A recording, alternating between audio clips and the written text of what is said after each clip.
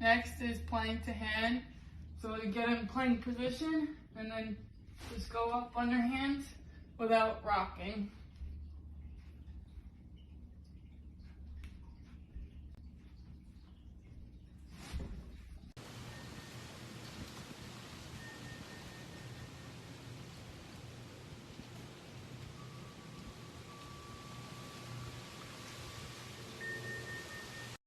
Okay, next we have burpees. There's so many different variations that you can do with this, but this is the pretty standard one.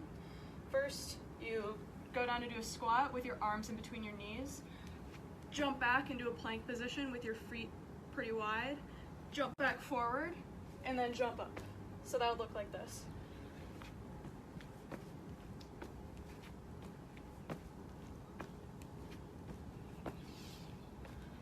If that's too easy for you, you can add a push-up at the bottom. That would look more like this. This is a lot harder, and I don't even do it this way. And if that's too easy for you, go find something else on YouTube. We have step-up jumps for height. So I found a curb in my neighborhood right in front of my house. So if I start with my right leg up, we'll jump up as high as I can and land with my left, okay? So essentially what it will look like is the whole time I'm going for height and absorbing my landing before switching. Alright, so next we have mountain climbers. You're gonna get down into a plank position. Your hands will be a little bit wider than your shoulders. And you're gonna bring the foot up, back and forth like this. Make sure your hips stay down, retaining that plank position. And you can take it up a little bit once you get the hang of it. So now we have a lateral lunge, and we're gonna go left and right, and you wanna make sure that your knee and foot are facing forward, your chest is up, and then when you go into the lunge, make sure you're sitting back. So.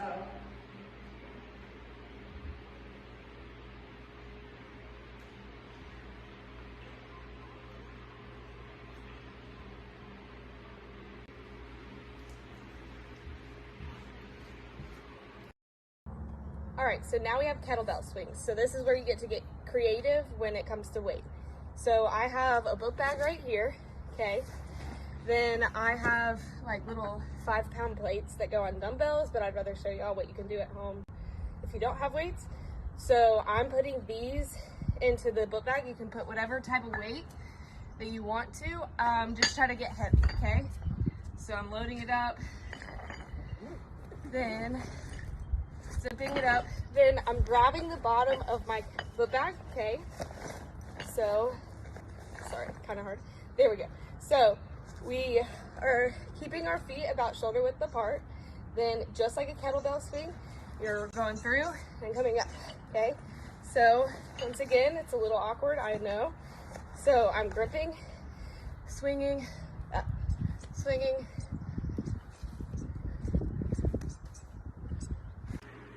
Next, we have single leg elevated glute bridge.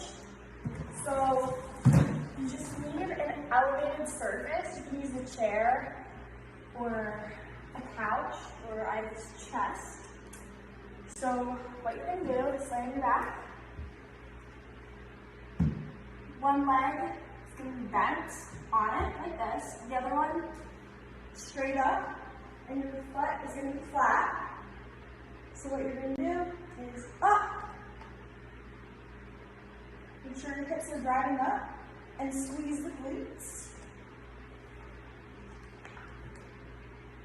Then you're going to switch sides.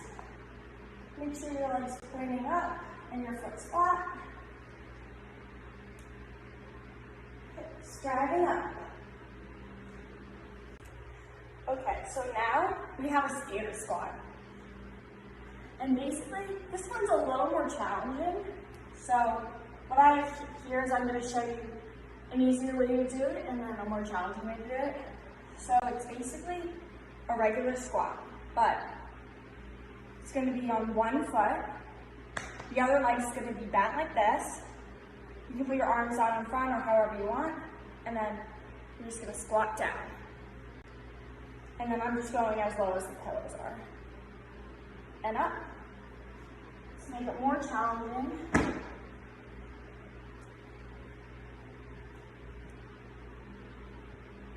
And up. Let's try this side.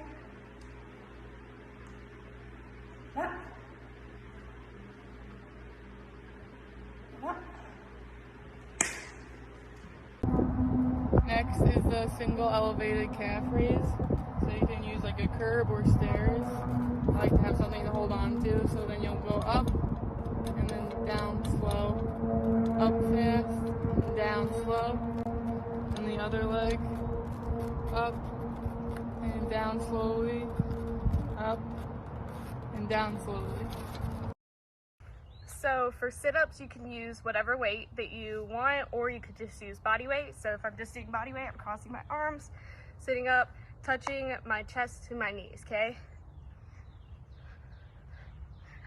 And if I want to add weight, I can hug it at my chest and then go down and back up.